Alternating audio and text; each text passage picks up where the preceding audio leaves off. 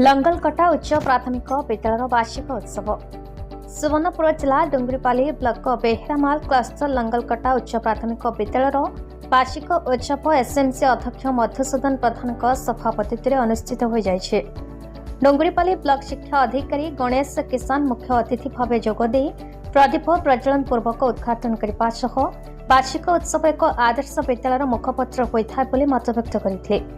मुख्य वक्ता भाव एबीओ जगत मालिक, सम्मानित अतिथि भाव अवसरप्राप्त शिक्षक धनेश्वर षडंगी, बेहरामाल प्राथमिक विद्यालय प्रधान शिक्षक मुरारी रथ, बेहरामाल उच्च प्राथमिक विद्यालय प्रधान शिक्षक शांतनु बारिक, सीआरसीसी सुरेन्द्र रथ उपस्थित थे। प्रधान शिक्षक सुदाम कुमारी वार्षिक विवरणी पठन करते। शिक्षयित्री बबिता साहू अतिथि परिचय करथिबा बेले शिक्षयित्री संतोषिनी सेठी सभा परिचालना करते। वार्षिक क्रीड़ा प्रतियोगिता तथा विभिन्न समय अनुष्ठित होता विभिन्न प्रतियोगिता तथा प्रथम समाप्ति सूचक मूल्यांकन श्रेणी में प्रथम स्थान अधिकार करथिबा छात्र छात्री मानकु प्रमाणपत्र सह पुरस्कार दिया जायथिला। शेषे शिक्षक दीनबंधु मेहेर धन्यवाद अर्पण करते।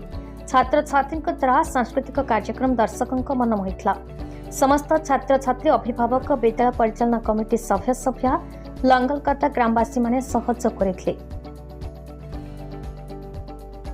सुवर्णपुर जिलार श्याम सुंदर पंडा टिकेलाल त्रिपाठी रिपोर्ट, भारत न्यूज।